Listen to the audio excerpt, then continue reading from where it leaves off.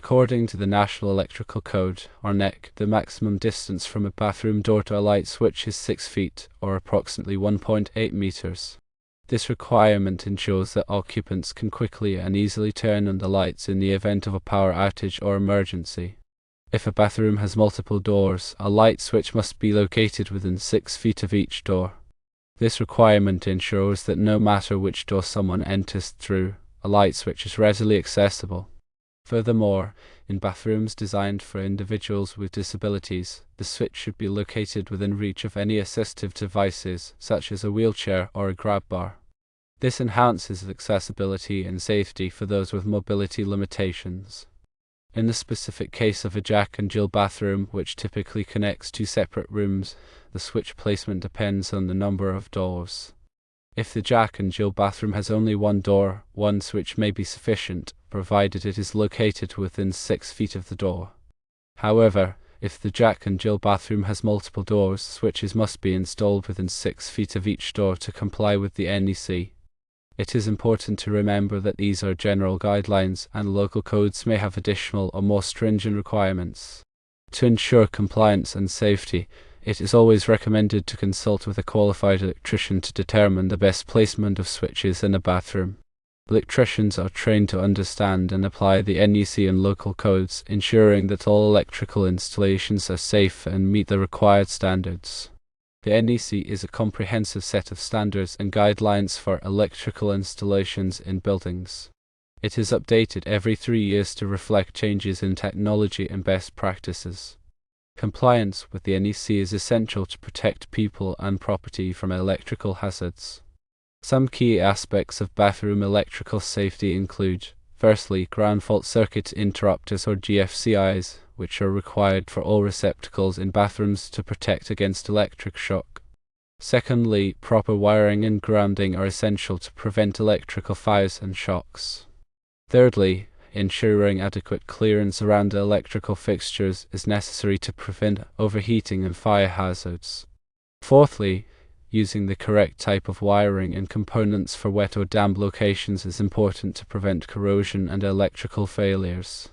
When planning electrical work in a bathroom, it is crucial to consider all applicable codes and regulations, as well as the specific needs of the occupants.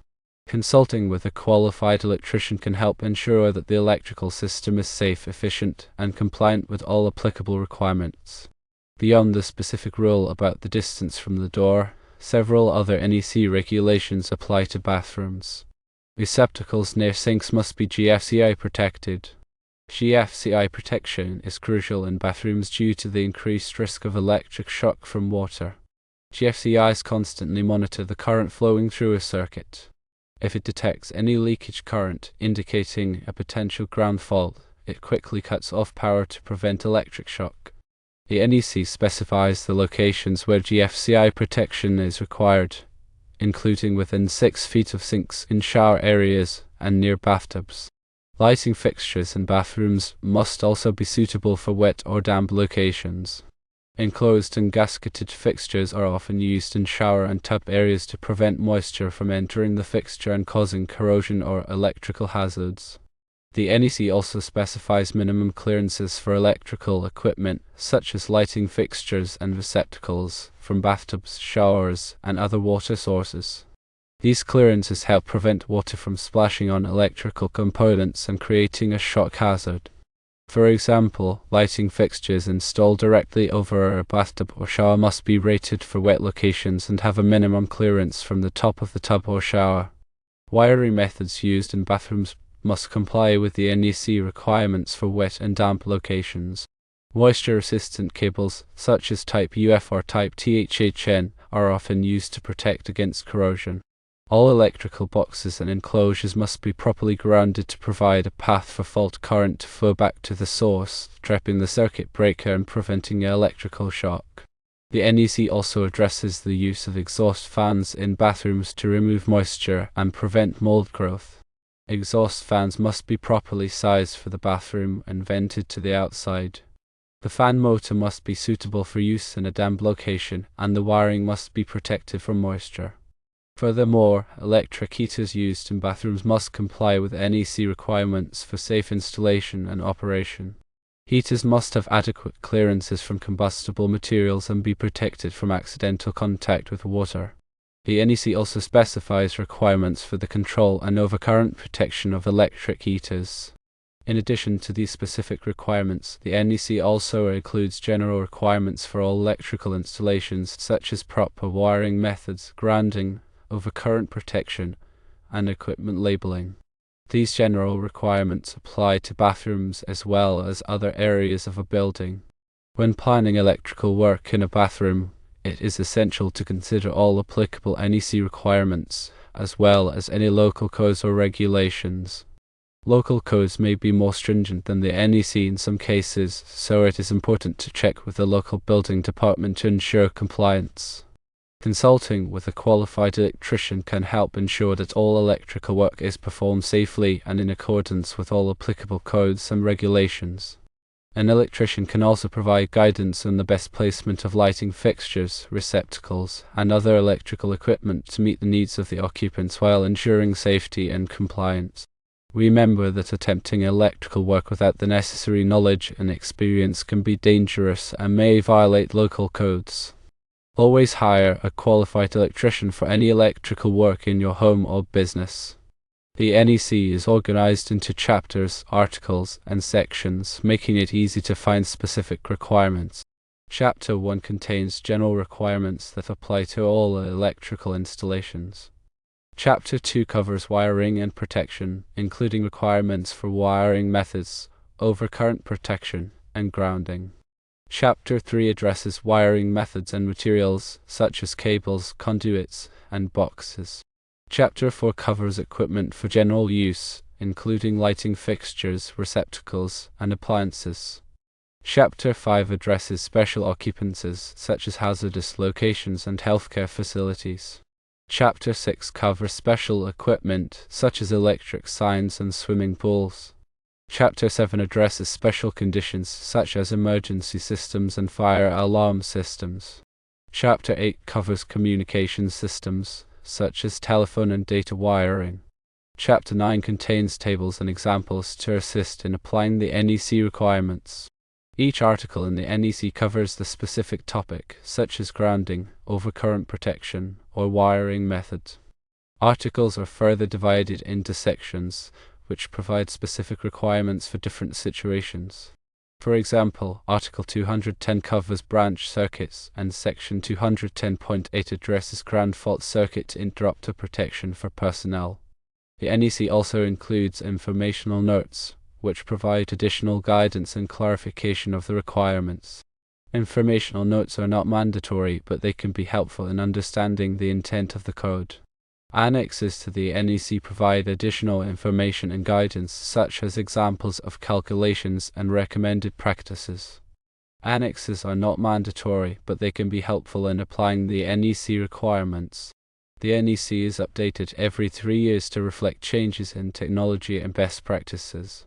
The updating process involves a consensus-based approach, with input from a wide range of stakeholders, including electricians, engineers, manufacturers, and code officials. The proposed changes are reviewed by technical committees, and public comments are solicited. The final version of the NEC is approved by the National Fire Protection Association, or NFPA. To stay up to date with the latest NEC requirements, it is important to purchase the latest edition of the code and attend training courses in the changes. Many organizations offer training courses in the NEC, including the NFPA, the International Association of Electrical Inspectors, and various electrical trade associations. In addition to the NEC, many states and local jurisdictions have their own electrical codes, which may be more stringent than the NEC. It is important to check with the local building department to determine the applicable codes for your area. Local codes may address specific issues that are not covered in the NEC, such as requirements for energy efficiency or renewable energy systems. When planning electrical work, it is essential to consider all applicable codes and regulations, as well as the specific needs of the occupants. Consulting with a qualified electrician can help ensure that the electrical system is safe, efficient, and compliant with all applicable requirements.